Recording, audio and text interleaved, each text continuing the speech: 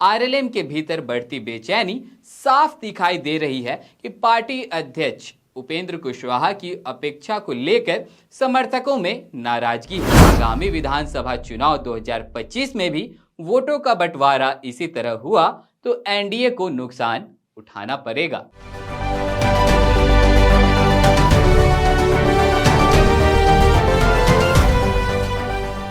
क्या एनडीए में सब ठीक है या फिर चुनाव से पहले कुछ बड़ा उलटफेर होगा? नमस्कार, स्वराज पोस्ट में आपका स्वागत है। मैं वेद सिंह। 2025 के विधानसभा चुनाव से पहले क्या टूट जाएगा एनडीए? मैं ऐसा इसलिए कह रहा हूं क्योंकि एक तरफ चिराग पासवान की पार्टी लगातार चिराग पासवान को सीएम बनाने के लिए पोस्टर तो कभी तरह तरह की बयानबाजी कर रहे हैं, लेकिन इस खबर में हम चिराग पासवान की नहीं बल्कि उपेंद्र कुशवाहा की बात करने जा रहे हैं। एनडीए सरकार ने भले ही राष्ट्रीय लोक मोर्चा के राष्ट्रीय अध्यक्ष उपेंद्र कुशवाहा को पिछले लोकसभा में हारने के बाद भी 2 साल के लिए राज्यसभा सांसद बनाकर केंद्र भेजा गया था, लेकिन उपेंद्र कुशवाहा इतने से ही संतुष्ट नहीं होने वाले थे। चलिए पूरी खबर आपको विस्तार से बता दें। बिहार की राजनीति में एक बार फिर से गर्मी का जो माहौल है काफी ज्यादा बढ़ चुका है और इस बार केंद्र में है राष्ट्रीय लोक मोर्चा के प्रमुख उपेंद्र कुशवाहा। भले ही वे एनडीए के हिस्से के तौर पर सक्रिय दिखाई देते रहे हों, लेकिन हालिया घटनाक्रम यह संकेत दे रहा है कि गठबंधन में उन्हें वैसी अहमियत नहीं मिल रही है जैसी वे उपेक्षा कर रहे हैं। बिहार में आगामी विधानसभा चुनाव से पहले आरएलएम के भीतर बढ़ती बेचैनी साफ दिखाई दे रही है कि पार्टी अध्यक्ष उपेंद्र कुशवाहा की अपेक्षा को लेकर समर्थकों में नाराजगी है।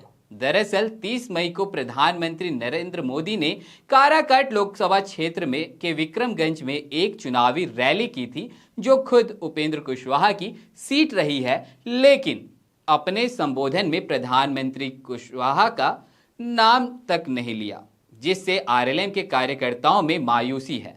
मंच पर प्रधानमंत्री मोदी के साथ राज्यपाल आरिफ मोहम्मद खान, मुख्यमंत्री नीतीश कुमार, केंद्रीय मंत्री ललन सिंह, चिराग पासवान और केंद्रीय मंत्री जीतन राम मांझी, गिरिराज सिंह, नित्यानंद राय, राजभूषण चौधरी, डिप्टी सीएम विजय कुमार सिन्हा, राज्य सरकार के मंत्री विजेंद्र प्रसाद यादव, प्रेम कुमार, सांसद संजय जायसवाल के साथ उपेंद्र कुशवाहा भी मंच पर बैठे हुए थे। प्रधानमंत्री मोदी ने विक्रमगंज में एक बड़ी जनसभा को संबोधित किया, जहां उन्होंने अपने भाषण की शुरुआत जनता का अभिवादन करके की और फिर राज्यपाल, मुख्यमंत्री, केंद्रीय मंत्री और दोनों उप मंत्रियों का नाम लेकर मंच पर मौजूद नेताओं का संबोधन किया।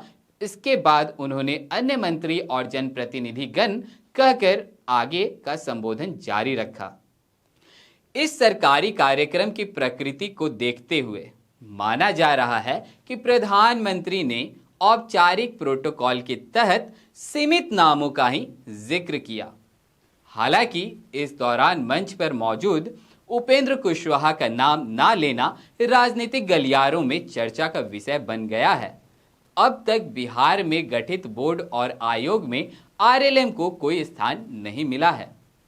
मुख्यमंत्री नीतीश कुमार की सरकार ने बीते कुछ दिनों में कई बोर्ड और आयोग के अध्यक्ष, उपाध्यक्ष और सदस्यों की नियुक्ति की है, लेकिन इनमें आरएलएम को कोई प्रतिनिधित्व नहीं मिला, जबकि बीजेपी, जदयू, एलजेपीआर और हिंदुस्तानी आवाम मोर्चा को हिस्सेदारी दी जा चुकी है। इससे आरएलएम समर्थकों में निराशा है और खुद कुशवाहा का मूड भी खिन्न बताया जा रहा है। इन आयोग में चिराग पासवान के बहनोई और जीतन राम मांझी के दामाद को प्रमुख पद मिल चुके हैं। रोहतास जिले के विक्रमगंज में एक चुनावी कार्यक्रम को संबोधित करते हुए हाल ही में उपेंद्र कुशवाहा ने स्पष्ट शब्दों में कहा, कुछ लोग यह गलतफहमी में हैं कि उपेंद्र कुशवाहा को डुबा देंगे और खुद उग जाएंगे। ऐसा नहीं होगा, जबकि एक ही नाव में सवार हैं, तो अगर नाव डूबेगी तो सब डूबेंगे। कुशवाहा ने लोकसभा चुनाव 2024 की ओर इशारा करते हुए कहा कि अगर आगामी विधानसभा चुनाव 2025 में भी वोटों का बंटवारा इसी तरह हुआ तो एनडीए को नुकसान उठाना पड़ेगा। यह बयान केवल नाराजगी नहीं बल्कि एक राजनीतिक चेतावनी है। अगर आरएलएम को सम्मानजनक भागीदारी नहीं दी गई तो वे गठबंधन में बने रहने पर फैसले पर फिर से विचार कर सकते हैं। तो चलिए, और भी ऐसे तमाम खबरों का सिलसिला इसी प्रकार बना रहेगा। स्वराज पोस्ट पे अपनी प्रतिक्रिया हमारे कमेंट बॉक्स में जरूर साझा करें। धन्यवाद।